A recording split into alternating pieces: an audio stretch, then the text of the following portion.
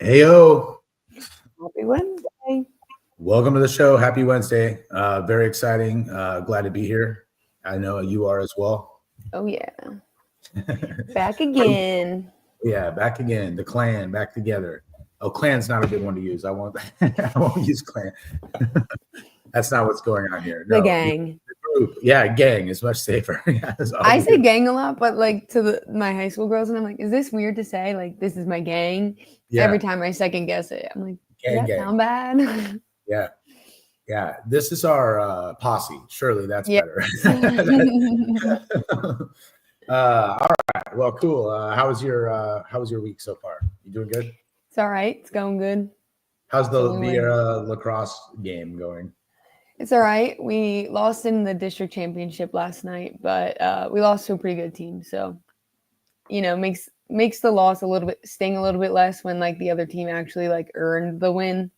So Sure. Yeah, that's tricky. That's tricky. I bet. I guess I was wondering, like, when is the season over with graduation?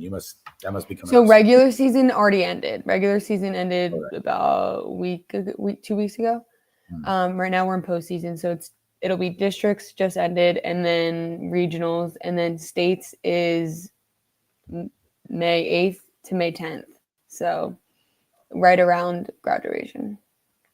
All right. Well, I will. I'll try to remember to keep asking about that because I know you guys are good enough.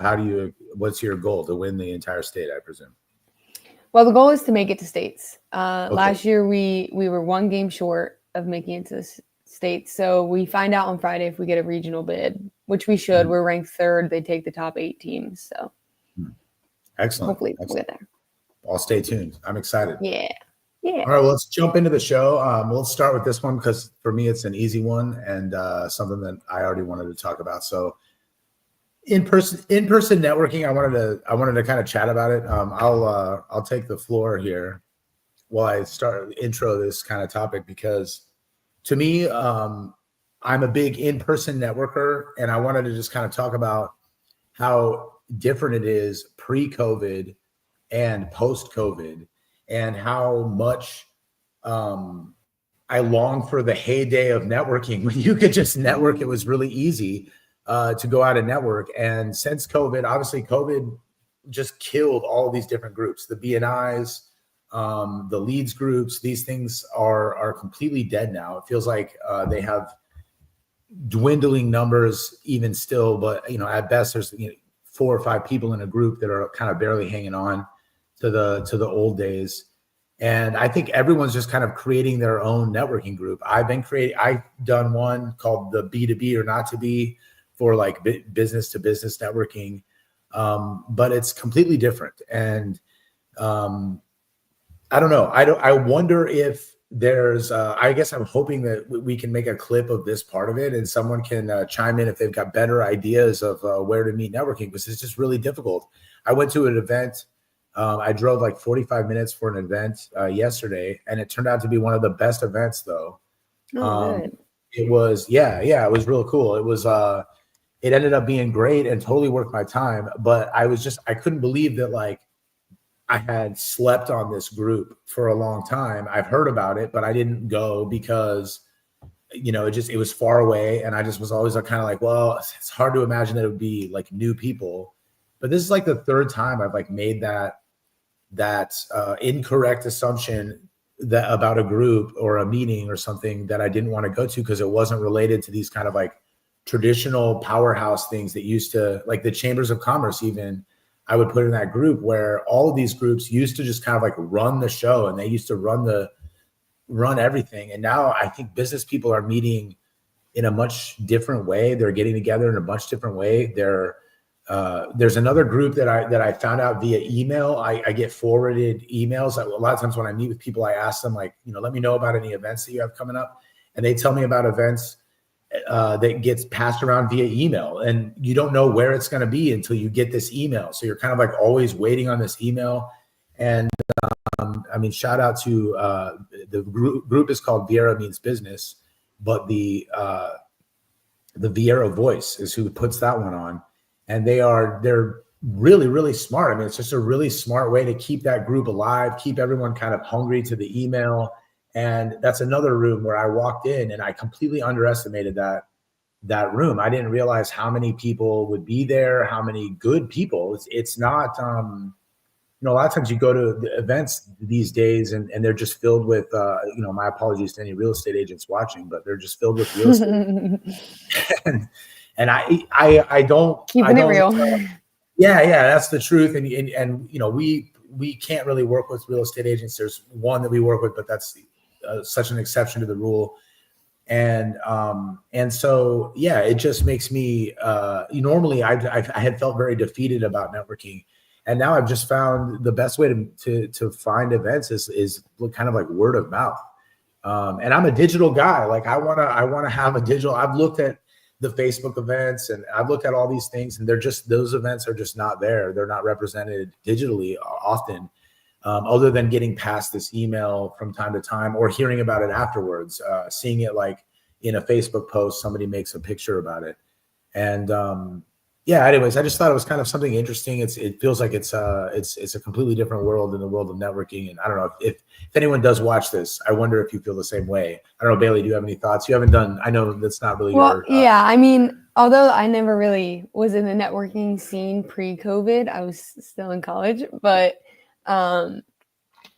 based off of, I mean, me and you, we've had this conversation before, but based off of what you've said about it, what you've told me about it, it seems as if pre-COVID, the connections and the networking and just like the relationships built seemed as if they were very forced and only just because they were beneficial relationships. Like those people probably wouldn't, or those connections, you probably wouldn't go have a beer or two with that person unless you know that they had a lead for you, And now what it seems from my perspective is people are taking their personal connections first.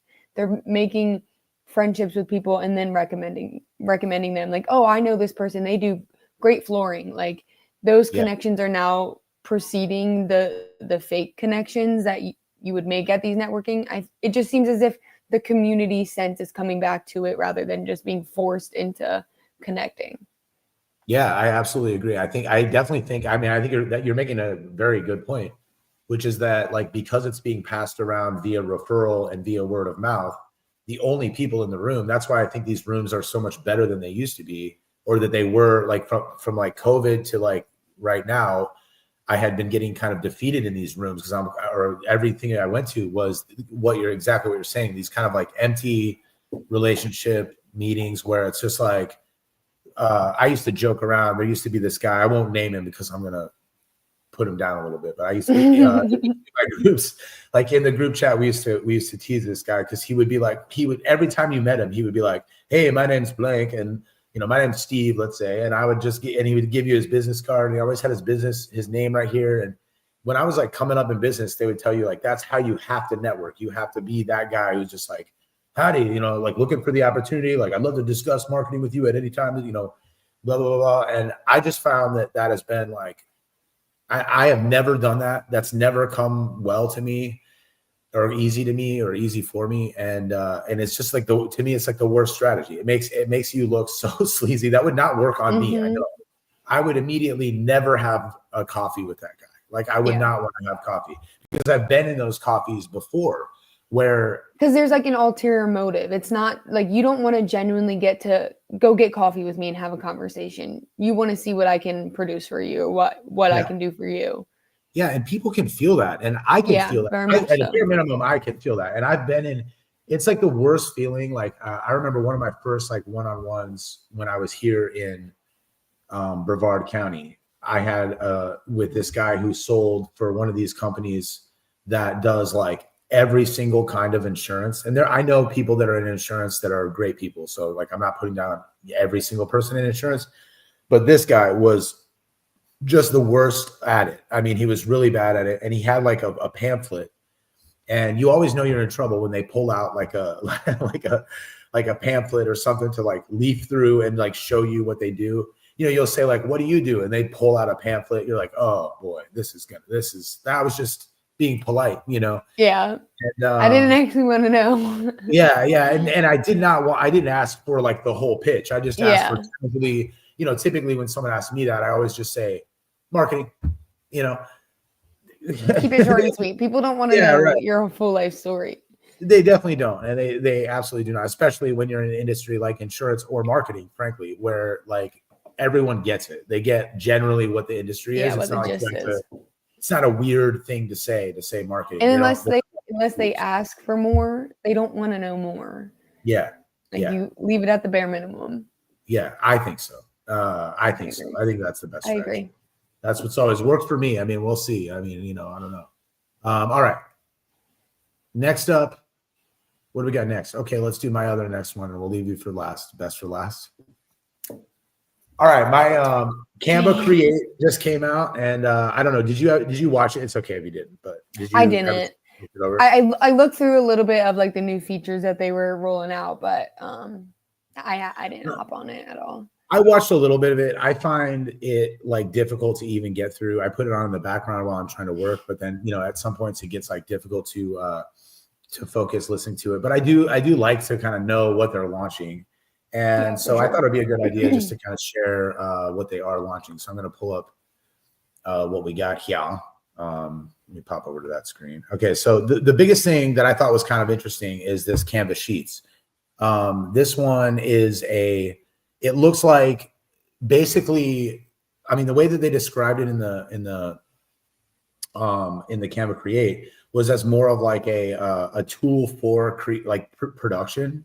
They didn't really discuss it as like like there's some cool things and like that you are what I mean to say is like, when I heard spreadsheet, I thought that why are they trying to compete, or what are they going to offer that's kind of different than Google Sheets? But here, if you watch this, I mean, I think it's like in relationship to production and in relationship to like what what you're doing in Canva. They've made some tools that are kind of interesting for that. So like in Google Sheets or in Excel, for example, like it doesn't really work well with like using it as a production tool. Like our team sometimes will make a Gantt chart or some kind of like production schedule or something in Google Sheets, but we can't actually add in, because it's very effective for that, but we can't actually add in the content. We have to kind of link to the content, and a lot of that has to take place outside of the sheet. And so as a content workflow, like production manager tool, this Canvas Sheets, I think, it seems like they're not really like trying to replace like your P&L, like where you're going to host your P&L, or like what tool you're going to use for managing your budget for your business or managing your budget at home. They're looking for specifically a Sheets program that is like for production and building out your content strategies. And I thought that was kind of smart, because when we first had discussed it, our conversation was about like, I don't know why they're even trying to compete with Excel and Sheets. Both are as good as they could possibly be. The only difference with Sheets was that it was on cloud-based, which now, I mean, again, they offer both. I don't know what you could add to it. Maybe I'm just lacking in imagination. I mean, the thing that I'm thinking of is, I mean, we don't use it. And this makes me think that maybe it is used more often than we're thinking. I mean, based off of that video right there, that's up on the screen right now, that looks very similar to like a Facebook setup, like setting up a Facebook ad, how it's like all different classified. But I was thinking in terms more of like, because you can connect and link your accounts to Canva and like post straight from Canva. So I don't know how, and like it does collect your data. So I don't know how many people use that feature, or if like that is like another source to be used with the sheet, like interpreting that data and holding that data all in the same spot. But that was where I thought it would maybe no, I mean, like applicable to. Right. Like the other thing that that they're launching that's kind of interesting. I don't know if they have that in here. I don't want to jump too far ahead because I wanted to get to some of this other stuff. But they have the right there. Well, they have the website thing though going, where I guess maybe because they already launched that, so that's not a new thing. That's already been true, that you could publish the site and the marketing and analytics and everything. So like you're saying, I think they are trying to be kind of like the hub for agencies and people like us.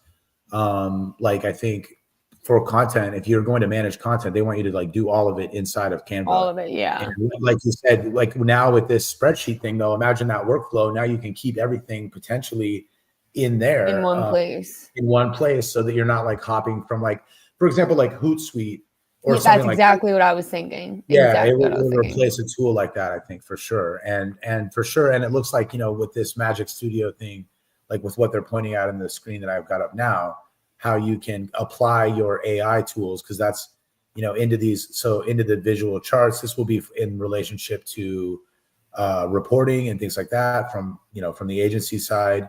And then also in here with the creating with the AI, they want you to know like, hey, yo, you can write all this content using this, drop it right into your, that's what they talked about in the create too, is then just crazy. Drop it right into here, like all at once. But I mean, you know, we all, I think we're on the same page with like, that's never the best strategy. I mean, look here, this is actually, I guess I should have pulled up this screen right from the beginning. This is exactly what it's talking about. Everything all in one place. So you can come from here, you can have all in this same thing, this like big, like client dashboard where you can have all of your reporting, all of your Gantt charts and your kind of project management stuff. You can have like they show this idea board and stuff like that. Like, so almost like attacking like what was that tool that our former team member used to talk about all the time? It was like a boarding tool. I can't remember what it was called, but everyone liked it. Not Evernote, but some kind of like notes tool. Anyways, I forget what it was, but I can't think of what it is. Not Procreate.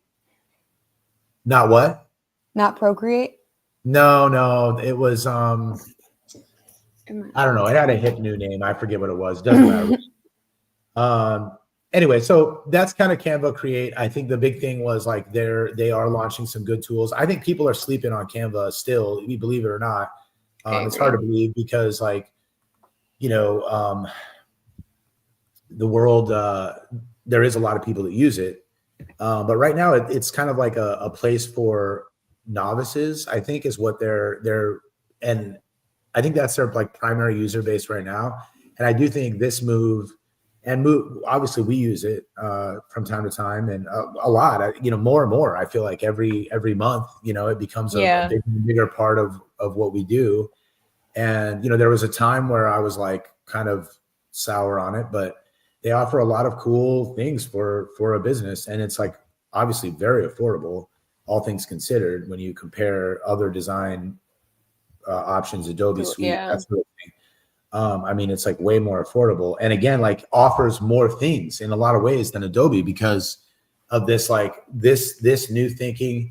This is like one of the only industries that is still staying very creative and competitive and cool and fun.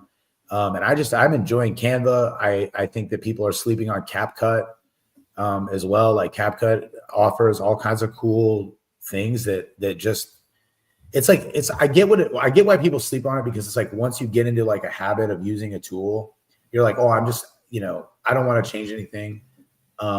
This works. I like this. And I totally get that because I'm the same way. But I do think we have to, as like, as human beings, I think just in my opinion, just to like stay relevant, you have to kind of like try these things and kind of force yourself to practice with them. I mean, you and I talk about this quite a bit where, you know, we have to kind of like try to use it. And I think when you're trying to use it, Canva, once you get in there and give it a try, it really explains itself, man. It really does a lot. Yeah, you just have to like explore everything that they do have to offer. Like, I love how you can like one click or a few clicks make all of your like change branding, like stock graphics. Oh my gosh, like that's one of my favorite things. Oh, how many times have you searched for like an icon on Google? I mean, you know, again, Bailey, I don't know, maybe not by the time you were doing this, but for me, that was a huge part of my job, was finding free icons and stuff like that. You know, you would like, you know, back in the day, you would have to find like kind of a starting point and then you could maybe redraw something that already existed, or you'd have to go whatever. Meanwhile, now they have the whole folder of all of the icons that are the same style, the same aesthetic. They just pull up more like this, or I can't remember the way that they related or something like that. And and you get like just an endless feed of these like pretty similar icons. And I mean, nothing is better than a great designer. I don't want to like poo-poo on like proper design, because there is a time and a place. And, I still, love using Sav, but there's, hundreds of great designers in the world. I mean, I think there's still a ton of value for that kind of thing, but Canva is like totally slept on and a great tool. And I think people underutilize it. So it was interesting to watch. Again, the create thing, well, let me save you the time. Everybody's real excited about Canva. Lots of hyping people up or whatever, lots of whooshing animations. But yeah, some cool tools. All right. Definitely. Now your turn. Tell me about this crunch situation. Well, first, I know you and I have had this conversation plenty of times as to why crunch has just seemingly taken over the commercial gym space. Like Planet Fitness seemed to be the leader in that for the longest time. They had the lowest cost, and the access to the gym was almost. Is it still 24/7? It still might be. I'm not sure. I don't know. But they have showers, they have decent locker rooms, they have tanning, they have the LED red light there. Like they have the basics for what you want. But like gyms, commercial gyms, bank on you getting a membership and not actually using it. Right? That's where the success comes from. Because if they're just charging you every month, you're not even coming and using the equipment.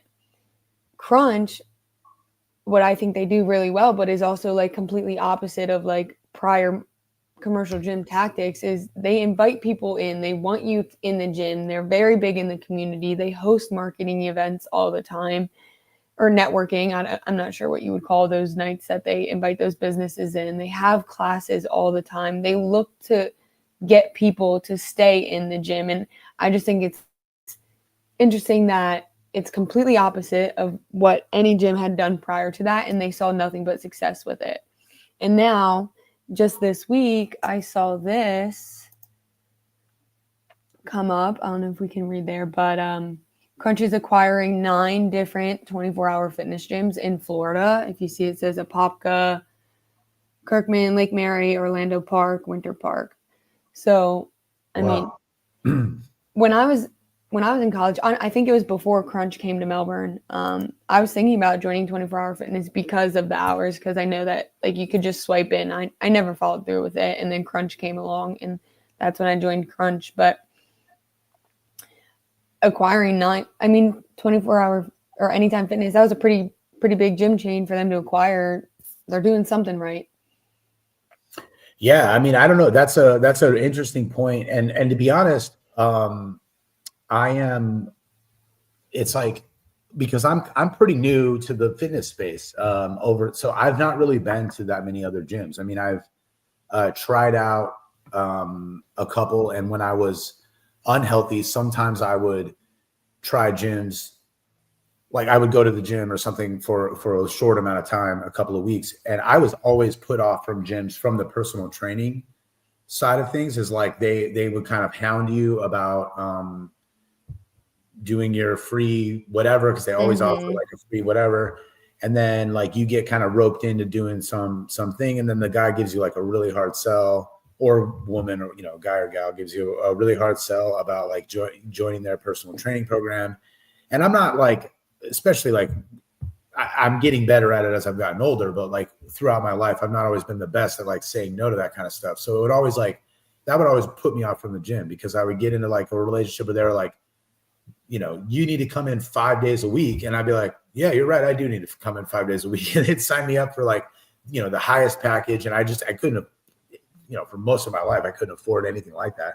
I can't afford it now at most of these gyms. And 5 days a week is crazy. Yeah, it gets expensive. Yeah, it's very expensive. And so anyway, so like they would rope me in, and then I would feel like it would be hard to cancel. You would say like, I don't want to do it. And they're like, all right, well, you got to come in and you got to talk to my manager.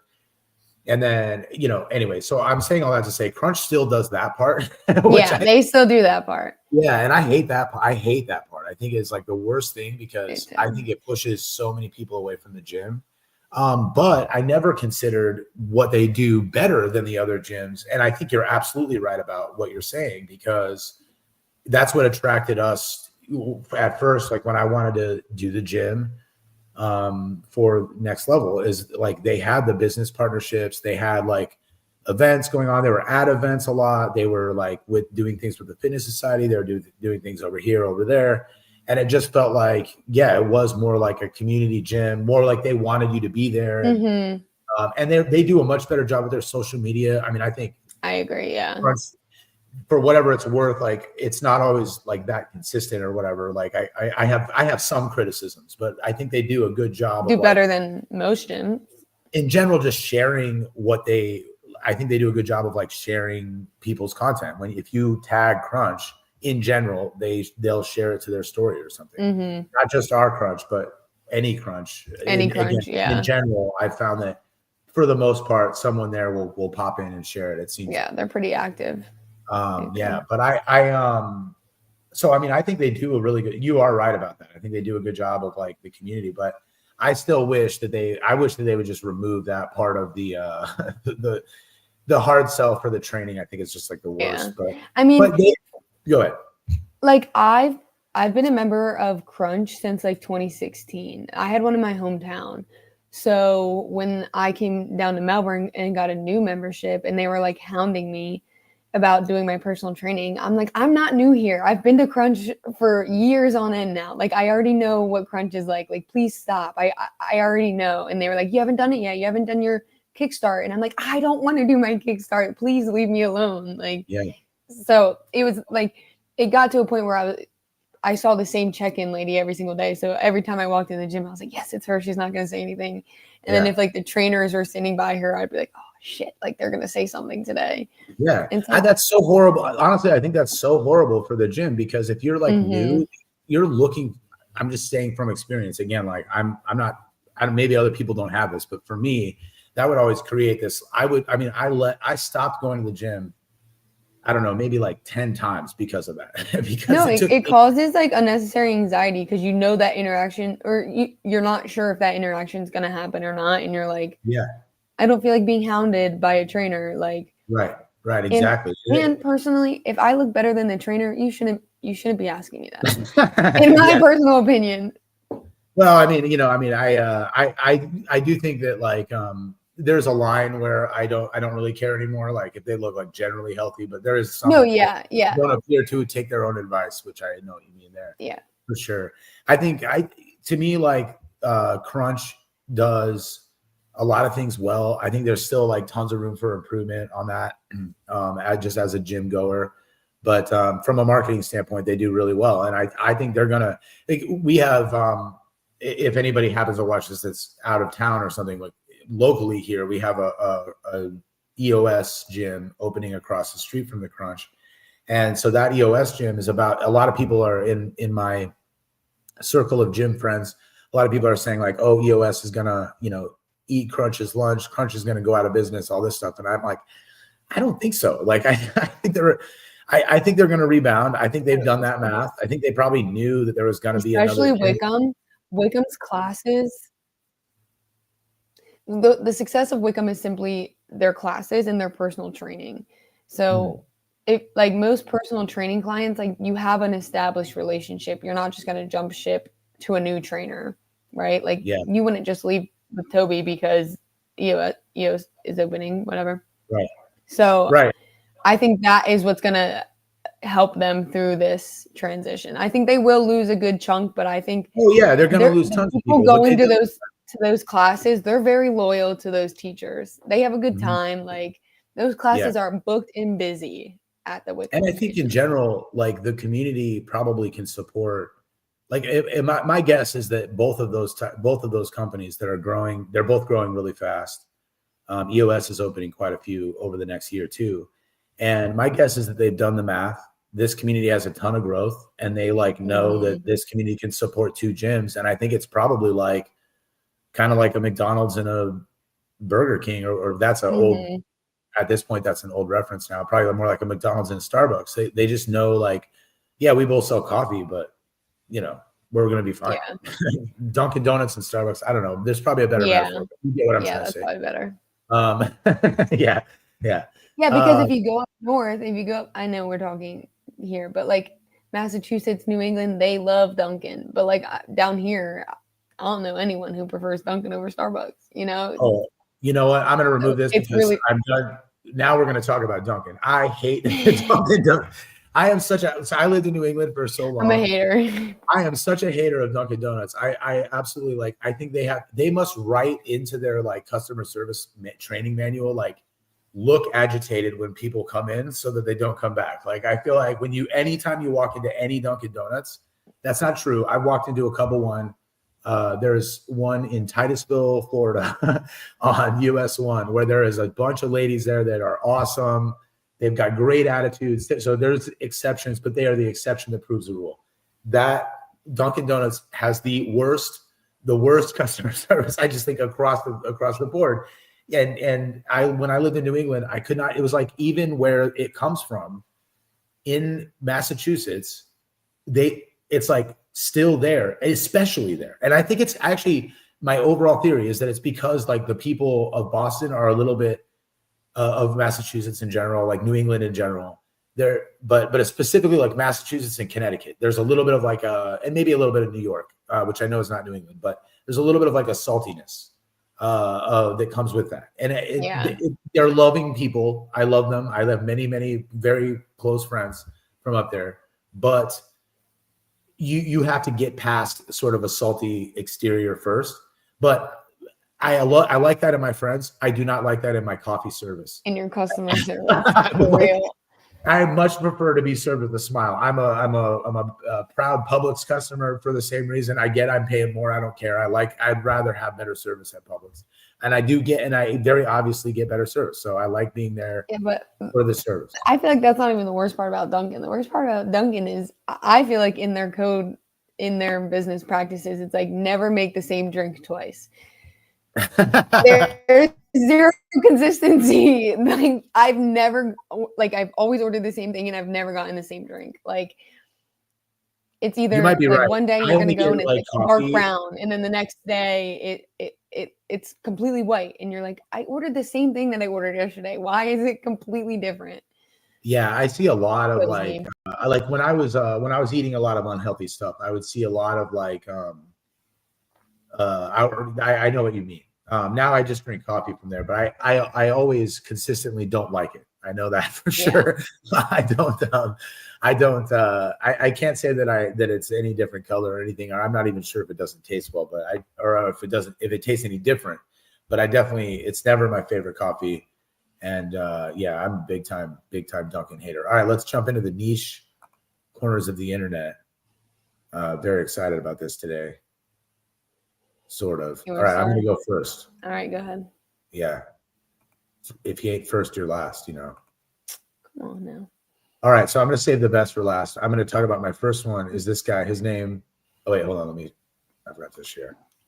Go ahead. Add it to the stage. All right, this is the Lat Man. Have you seen this guy before? I think so.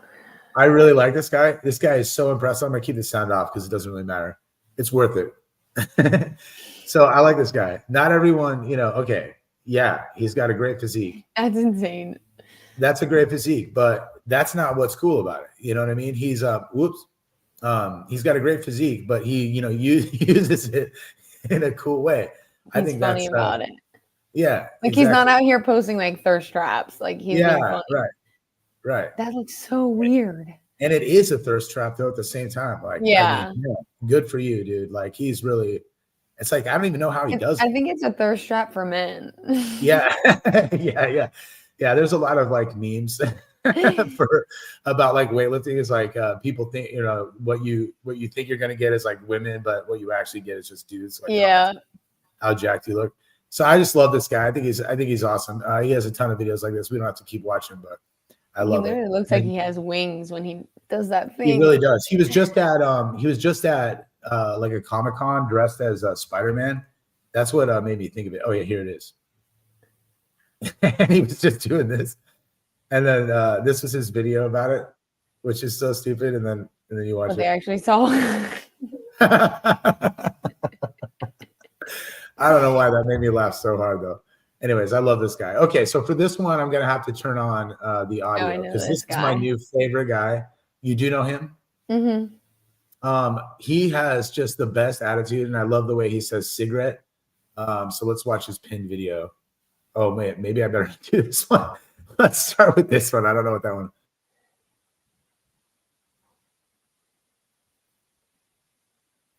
Dang, I can't hear it again. You can't hear me? I can't hear it. Could you hear it last time when you edited? Do you remember?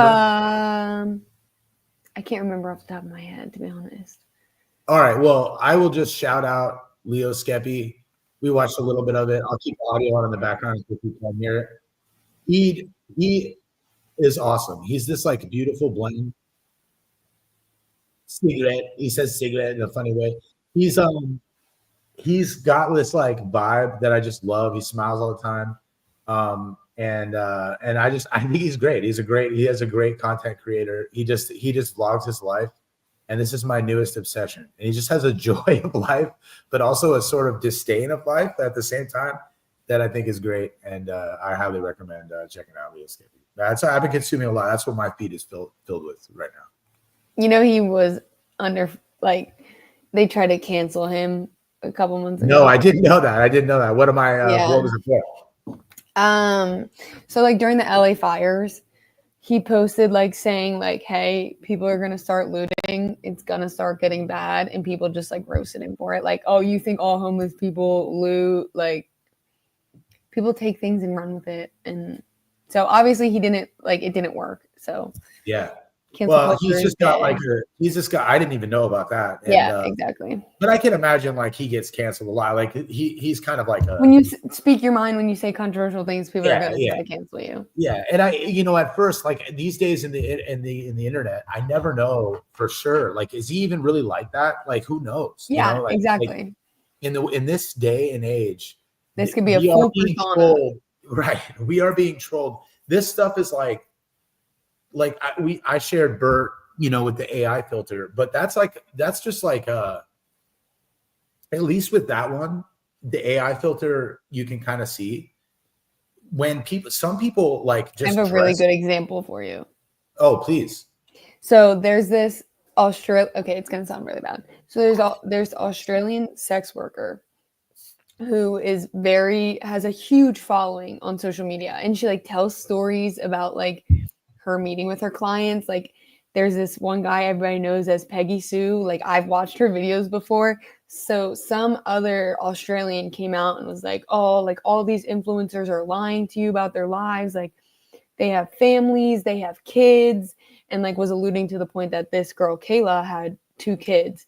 And so then this blue-eyed Kayla Jade is her TikTok handle, had to come out and say like, hey, just so you know, I do have 2 kids. I chose to not speak about that on the internet for a reason. I'm talking about my sex work. I'm not going to bring up my kids on the same account.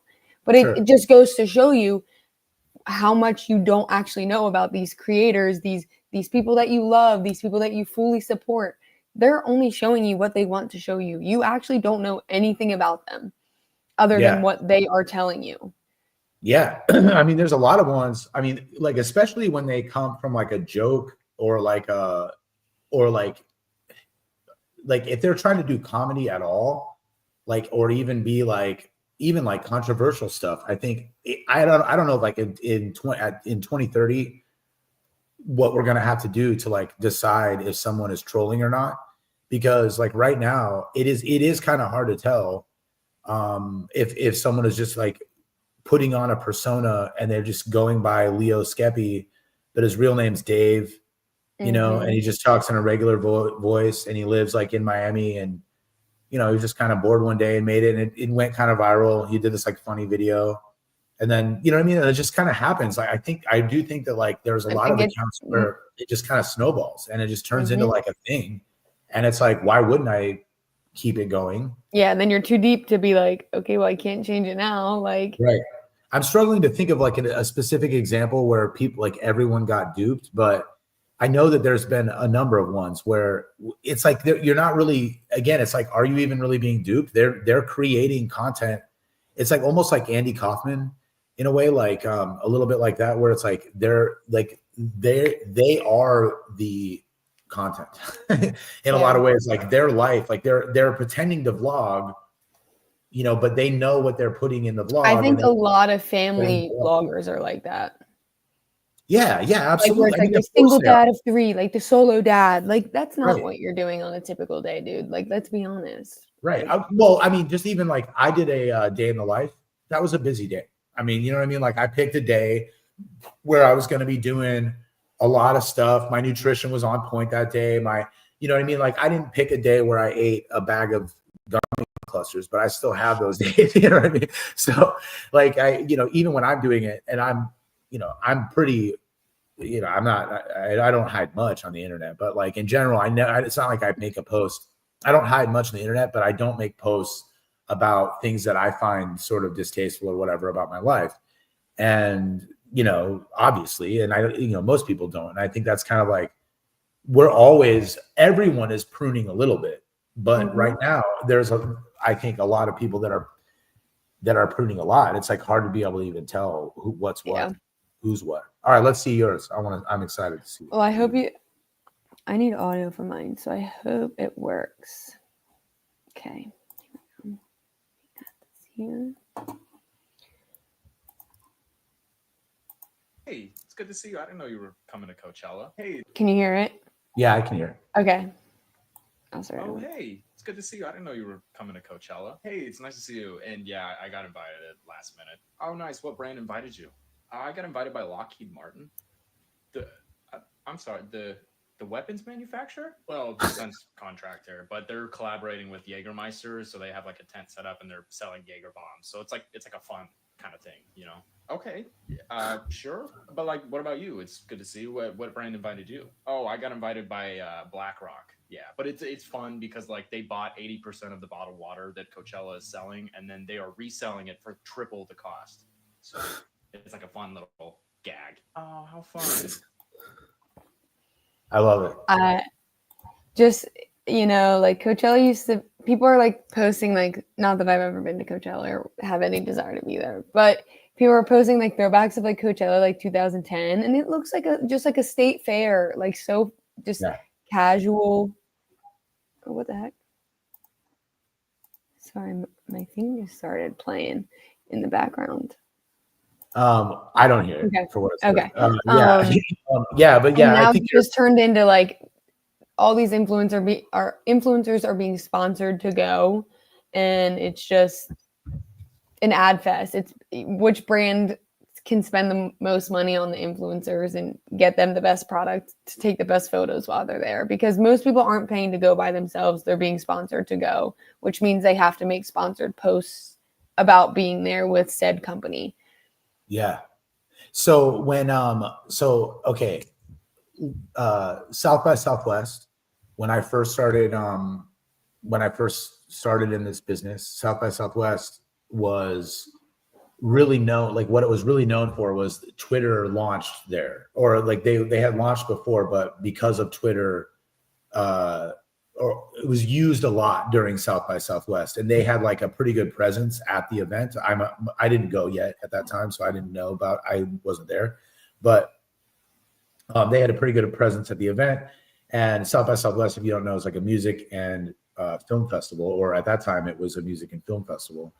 And in my opinion, it got soured by the same thing. It started as this, and by the way, like I was there during the souring. I think a lot of events got ruined by that. Yeah. And it became more about like brands. I mean, the Lockheed thing, the BlackRock thing is funny because those are like particularly low industry and a particularly low industry right now. So like that makes for a funny joke. But like at the time, it was even just like from alcohol companies or like companies that were trying to get in front of business people or, you know, all this kind of stuff. And it was just like, it became this like really, really like over advertised event where the beginning of the, and then they tried to limit it to the beginning of the event, but it just always spilled over. And they would have these like big experiential things. And we would get, so the reason that I know so much about it is because this was during like, if I ever had a 15 minutes of fame, it was this time period during kind of the beginning of Snapchat. And I got invited to things at South by Southwest. And that's why I started going. And it was fun for me. I mean, I had a great thing, but it was exactly like this experience. That's what, when I saw that, that's what I thought of is like, we would get invited by like my former partner and I got invited to one thing by a consultant group was throwing a party, and we got invited to like this really cool party there. And then we got another one that was like this car manufacturer that invited us to, because they were doing like a car launch thing. And they really wanted like people at events that had like social media followings. And so, you know, I got on this list, and it was fun. But like after 1 year, 2 year, 3 year, you could really see like the event, the fun of the event and the creativity of the event start to kind of deteriorate. And the like, because when we first started going, it would be like they would take over these houses and they would do really cool, interesting stuff in the house. Like there would be like your favorite DJ would be performing for like, I don't know, like 25 people that could fit in the room or something, you know, or it would be like they turned the whole, I remember I went to one where Google had like doing like AR, they had turned like the whole room into like an AR augmented reality, like studio thing, way ahead of anything that exists now. That was really cool. You know, private concerts and everything. One, like the entire house was filled with play balls, those balls that, you know, like, you know, it was more about the experience rather than just like branded merch. Like now I feel like all they do is just give away branded. Exactly. Like, believe me, some of the stuff is pretty cool. That'd be great to receive that stuff, but like make it an experience. Don't just give stuff. Yeah. Like, what was cool about it was that you got these like cool experiences. Yeah. And these like fun, cool things. It wasn't that I got a free t-shirt or that like, that wasn't the part that I cared about or that we cared about. And I haven't been back. So, I mean, to give it since COVID, I haven't gone back to it, but I want, you know, I mean, maybe it's better again. I don't know. I doubt it, but maybe. I think it's turned into the same thing, a giant ad fest. Yeah, it seems like it. It seems like it. All right. Well, we have done 47 minutes. It's time to get to work. All right, everyone. Thank you for tuning in. See you next week. Arrivederci.